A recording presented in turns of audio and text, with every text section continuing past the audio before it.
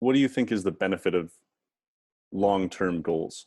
You mentioned something a little bit earlier about playing pro and how it was a cascading waterfall of effects where you play 1 year of pro and then you play the next year. And Yeah. there's this Zen Buddhist concept of nothing special, where the things that you have achieved or achieve in the moment are special momentarily. And as you pass them, they become the past and they become less special over time.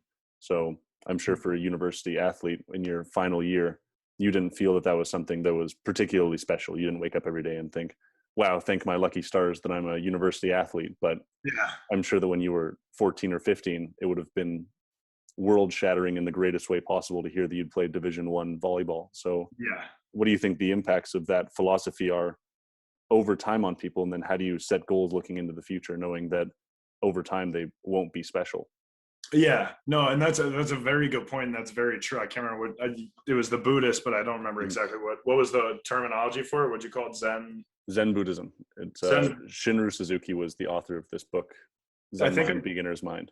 I think Dustin actually talked about it a little bit when we were on with him. But either way, yeah, I agree. I agree with that completely because you're very right. When I was in high school, if I would have like been able to watch my life in a day when I was a senior in college, I would have been like, dude, this is so cool. And my senior year in college, I was like, man, I can't wait to get the hell out of here. Like, try to get me to Europe. I don't even care if it's not Europe. Just let me go home. Mhm. Like, and that is a very big realistic thing that occurs. And I feel like a lot of people get so caught up in it. But I think that the like crutch to that whole thing and what holds that whole ideal together, that like where I'm at is not far enough, is other people's opinions. I think that's what causes a lot of people nowadays, especially in sports, because it's like when I was 15, that was the biggest thing that I could have done, is to make it to college and play Division I. And then it's like, why is that not successful now at that point? Well, it's because whenever you're out there and you're in the world and there's many other people, especially with social media nowadays, everybody's watching everything you do. So it's like, okay, well now I got to this point, but now nobody's really impressed by it. So let me like take that next step. So when it comes to sort of setting long-term goals, I think the set of a long-term goal is easy. People always have their dream and you feel like you have a lot of time to get it done.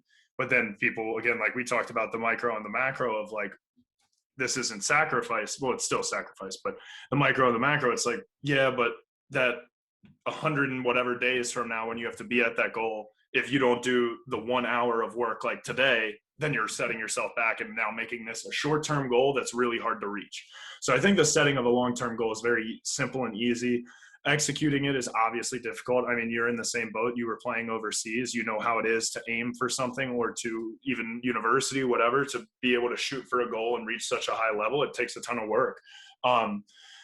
And whenever you get to the point of working towards that goal and trying to figure out your mindset and how to get it done, it's just not something that is really, and there's no clean cut way to do it. And every way that people do it is completely different. Like the way that I got overseas is probably way different than the way you did, or the way different than Dustin did, or anybody else. So it's just kind of a hard battle if it's not something you truly want. But the whole Zen thing about when you get there, it's never enough, which is very true. Like, because once you get there, it's not surreal anymore. It's not, well, surreal is not the right term, but it's not this like big dream anymore. It's like, okay, well now I'm here. It's like when I got to Denmark, I was like, dude, I can't wait. This is gonna be sick. I'm going to Europe.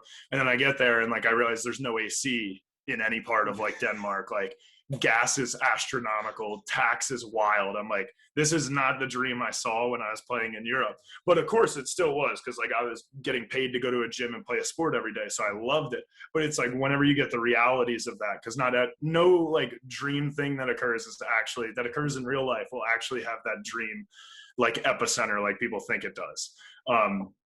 So I think that being able to ignore the opinions of others is what helps you determine when and where is good enough for you, because too many people get too much influence. And even I had it when I was in college, or even in Denmark. Like I loved Denmark. It was a competitive league. The players in it were really good, so it was a fun competition. But in my head I was like, well, I want to try to get to like the next big league.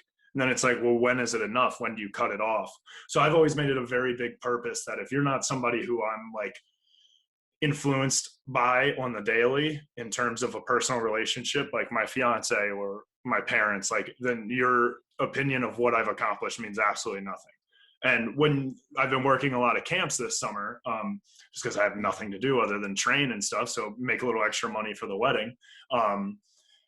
And when you get in a gym with an 8-year-old dude that hears that you're a professional volleyball player, it either is like the world to them and you're the coolest thing ever, or like they will viciously berate you and like make you feel like you're nothing.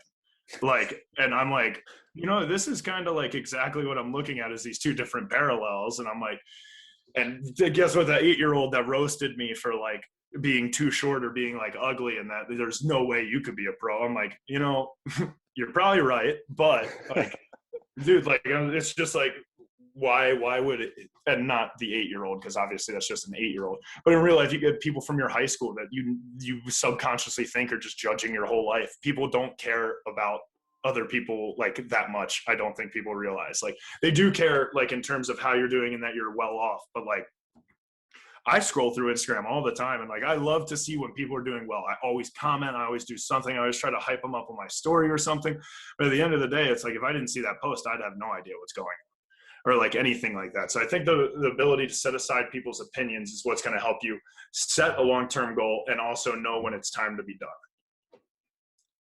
I think that your comment about other people not thinking about you as much as you think they do is so true. And I think that that's a product of human psychology, is loss aversion. I think that ties into the idea of nothing special as well. It's a lot worse to lose something than it is to gain something for people. And maybe that's part of it on the social media aspect as well, is looking at people. I'm far more happy for those that are doing great than I am vindictive for people that I think are doing great and undeserving of it.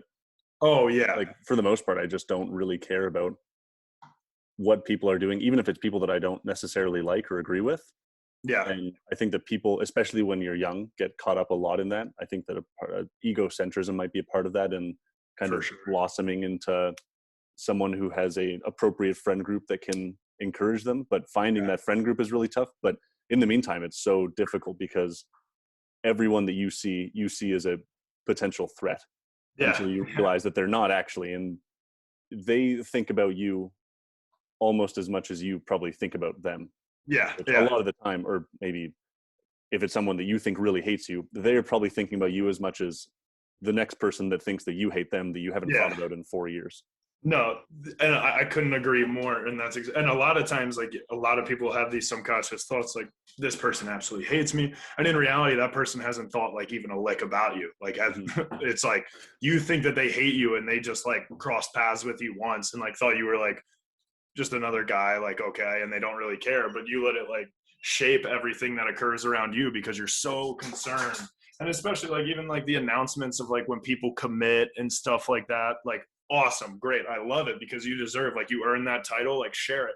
But the effect that it has on the other people that are looking at it, like people get all this shame and feel bad and everything. I'm like, dude, it's so pointless.